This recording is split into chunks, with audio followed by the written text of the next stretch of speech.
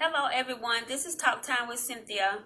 I'm coming today. I just wanted to talk about how Black people, African American, contribute to the world. So we did as Black people contribute to society. So our society and other societies too. So let's get started. So anyway, you know me and my articles, so I'm gonna be reading articles to you guys. I just love sharing with you guys when I find something that I think that is very interesting. So it says 10 African American inventors who changed the world. Okay, and I'm looking over here because I have my computer over here. I wish I didn't have to look over here out there. I wish I could just have it like right there, but my cord isn't long enough, so and eventually I'll find a cord that is long enough. So let me get into it. Let me get a drink of water before I get started. I don't want to start choking because my throat gets dry real easy.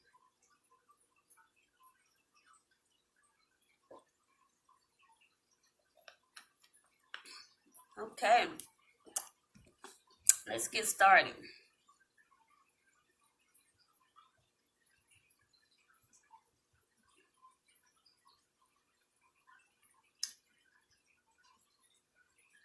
So, 10 African American inventors who changed the world. Okay.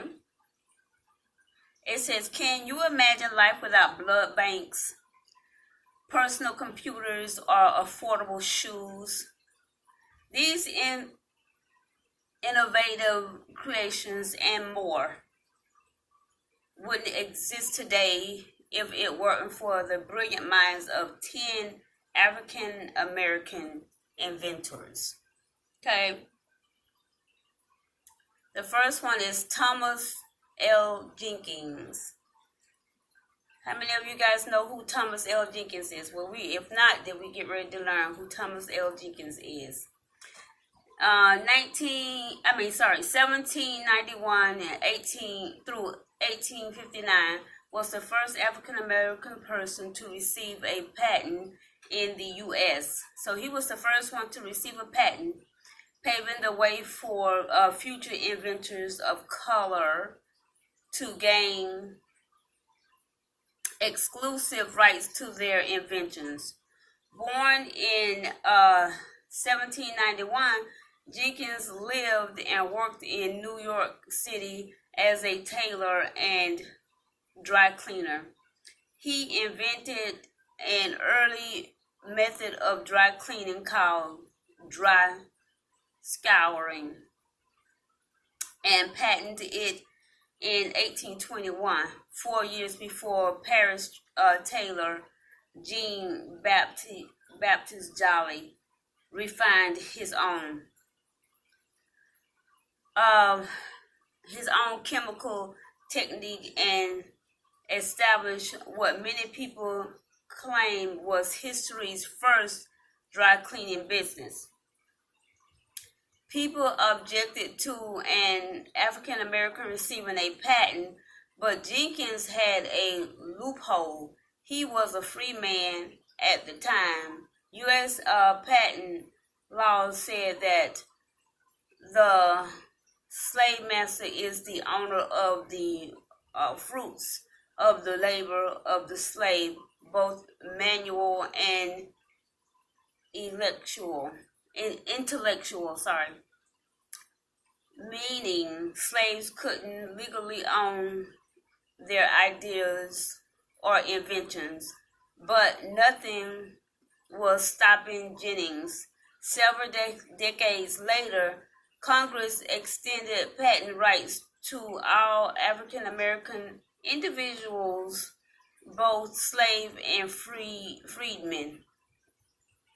Jennings used the money from his invention to free the rest of his family and donated to abolitionist causes. Number 2, the second person, Mark E. Dean. Okay, if you ever owned the original IBM personal computer, You can partially credit its existence to Mark E. Dean, born 1957. The computer scientist slash engineer worked for IBM, where he led the team that designed the ISA bus, the hardware interface that allows multiple devices like printers, modems, and keyboards to be plugged into a computer. This innovation helped pave the way for the personal computers used in office and business settings. Dean also helped develop the first color computer monitor, and in 1999, he led the team of programmers that created the world's first gigahertz chip. Today, the computer scientist holds three of the company's original 9 patents and more than 20 overall. Impressive. Very impressive. Dean was inducted into the National Inventors Hall of Fame in 1997. He's currently a computer science professor at the University of Tennessee. And then the third person is Madame C.J. Walker. We know who she is. Okay, y'all? So, Madame C.J. Walker is often referred to as America's first self-made female millionaire. Get that, ladies? It can happen. So, a far cry from her roots as the daughter of Louisiana sharecroppers, the entrepreneur was born Sarah Breedlove in 1867, and her early life was filled with hardships. By the age of 20, she was both an orphan and a widow. Breedlove's fortunes changed after she moved to St. Louis, where her brothers worked as barbers. She suffered from hair loss and experimented with various products, including hair care recipes developed by an African American businesswoman named Anne Malone. Okay, Breedlove became a sales representative for Malone and relocated to Denver, where she also married her husband Charles Joseph Walker, a St. Louis newspaperman.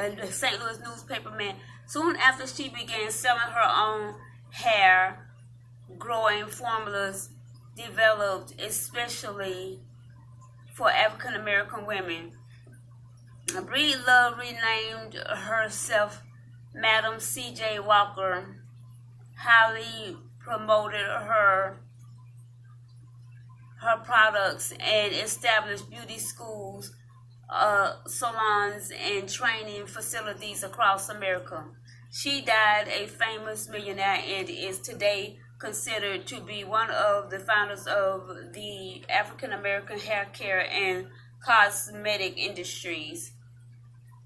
And then the fourth one is Charles Richard Drew. Okay, let's see what Mr. Drew did. Okay, countless individuals owe their lives to Charles Richard Drew, 1904 to 1950. The physician responsible for America's first major blood banks drew attention.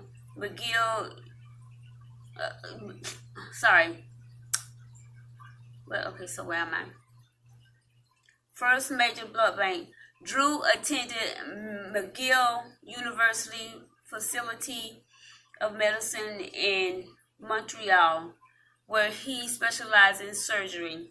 During a postgraduate internship and residency, the young doctor studied transfusion medicine. And later, while studying at Columbia University, he refined key methods of collecting, processing, and storing plasma. In 1940, World War II was in full swing in Europe, and Drew was put in charge of a project called Blood for Britain. He helped collect thousands of pints of plasma from New York hospitals and ship them overseas to treat European soldiers. Drew is also responsible for introducing the use of blood mobiles. Okay, refrigerated trucks that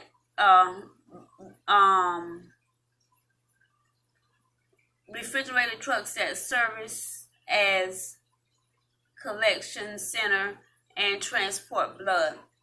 The following year, Drew developed another blood bank for military personnel under the American Red Cross, an effect that grew into the American Red Cross blood donor service. Eventually, he resigned in protest after he learned that the military separated blood donations according to race. Drew spent the remainder of his life working as a surgeon and a professor, and in 1943 he became the first African American doctor to be chosen as an examiner for the American Board of Surgery. That was really interesting. Number 5, Marie Van Brittan Brown. Okay, let's see what she did. Homeowners can rest a little easier thanks to Marie Van Brittan Brown, 1922 through 1999, a nurse and inventor who invented a precursor for the modern home TV security system. The crime rate was high in Brown's New York City neighborhood, and the local police didn't always respond to emergencies. To feel safer, Brown and her husband developed a way for a motorized camera to peer through a set of peepholes and project images onto a TV monitor. The device also included a two-way microphone to speak with a person outside and an emergency alarm button to notify the police. All right. I like that. She was not playing, y'all. Okay. And then it says the Browns filed a patent for their closed circuit television security system in 1966, and it was approved on December 2nd, 1969. All right, making money moves. Okay, and then this number 6 is George Carruthers. Okay, Carruthers. George Carruthers. Okay, so George Carruthers, born 1939, same year my mother was born, y'all, is an astrophysics who spent much of his career working with the Space Science Division of the Naval Research Laboratory in Washington, D.C. He's most famous for creating the ultraviolet camera spectrograph, which NASA used when it launched Apollo 16 in 1972. It helped prove the molecular hydrogen exit. It helped to prove that molecular hydrogen existed in interstellar space. And in 1974, space scientists used a new model version of the camera to observe Halley's Comet and other celestial phenomena on the U.S. first space station, Skylab. Okay, Carruthers was induced into the National Inventors Hall of Fame in 2003. Not too long ago, guys. All right. And then number 7 is Dr. Patricia Bath. Okay, these are African American who contribute to the world, help to change the world. Okay, that's where we are. And then it says about her, Dr. Patricia Bath, born 1942, revolutionized the field of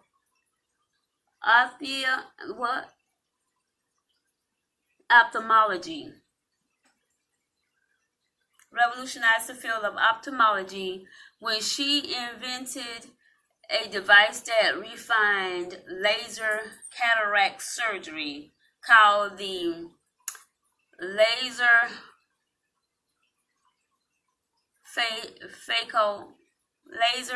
Phaco Pro. She patented the invention in 1988. And today she's recognized as the first female African American doctor to receive a medical patent. Very impressive, Miss Patricia. Bath is a trailblazer in other areas too. She was the first African American to finish a residency in ophthalmology at New York University. The first woman to chair an ophthalmology residency program in the U.S. And she co-founded the American Institute for the Prevention of Blindness. If that wasn't enough, Bath researched on health disparities between African American patients and other patients, gave birth to a new discipline, community ophthalmology, community ophthalmology, in which volunteer eye workers offer primary care and treatment to underserved populations. And number 8 is Jan, J-A-N, Ernest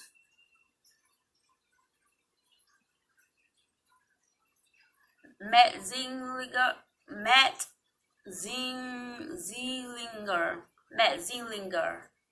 Hope I said it right. I'm just messing his name up, y'all. So it says in the 19th century, the average person couldn't afford shoes. This changed thanks to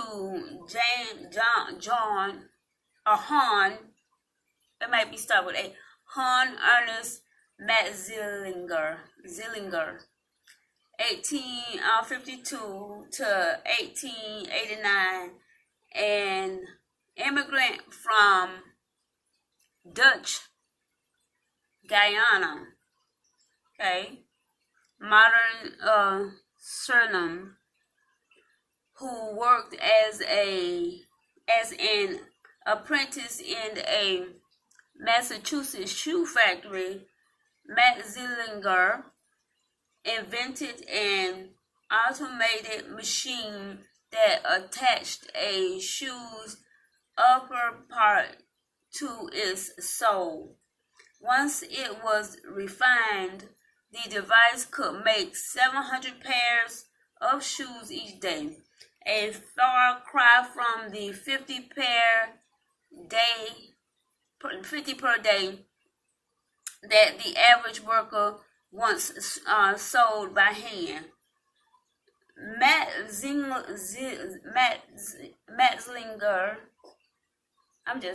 I'm shredding this name, created, excuse me, led to lower shoe prices, making them finally into financial reach for the average American. And then number 9 is Alexander Miles. Okay, not too much to know about Alexander Miles' life, 1830s through the 1918, but we do know that the inventor was living in Duluth,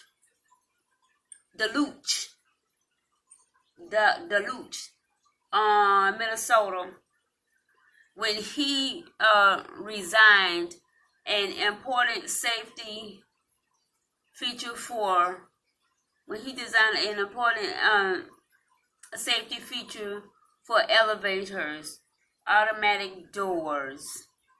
During the 19th century, passengers had to manually open the closed doors to both the elevator and its shaft.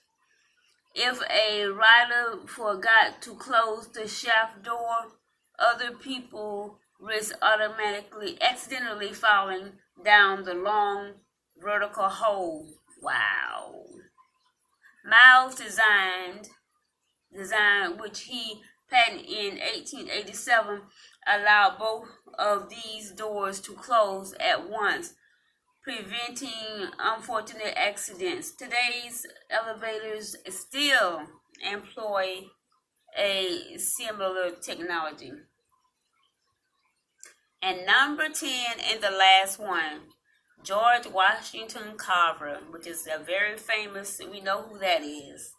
It says George Washington Carver, 1860 through 1943, was born in slavery in Missouri. The Civil War ended when he was a boy, allowing the young men the chance to receive an education, higher education opportunities for African Americans were limited at the time. But Carver, I call him Carver eventually received his undergraduate and master's degrees in agricultural science at Iowa State Agricultural College. After graduation, Carver was hired by Booker T. Washington to run the Tuskegee Institute's agricultural department in Alabama. Didn't know that. He helped poor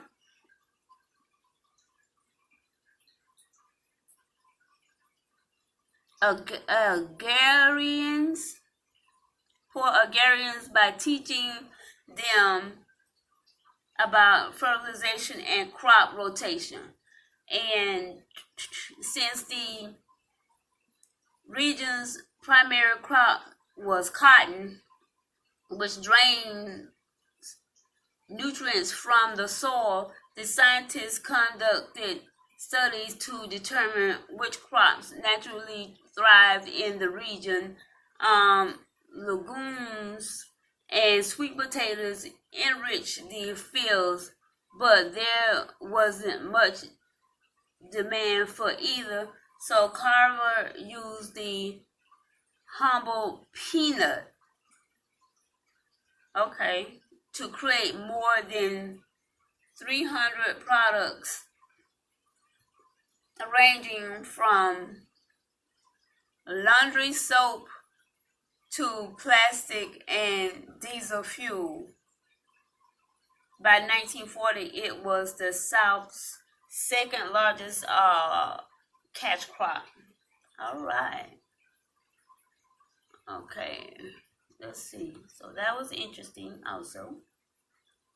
And so that was it. That was number 10. So those were interesting. So that's how we contribute to society and to the world, to American society and to the world and to other societies outside of America. So African American people, they did make a huge contribution and made a huge difference. So if anybody was wondering, what was it, or what did we do, or how did we add to what the world is or what our society is today, those are some of the reasons. And we have more.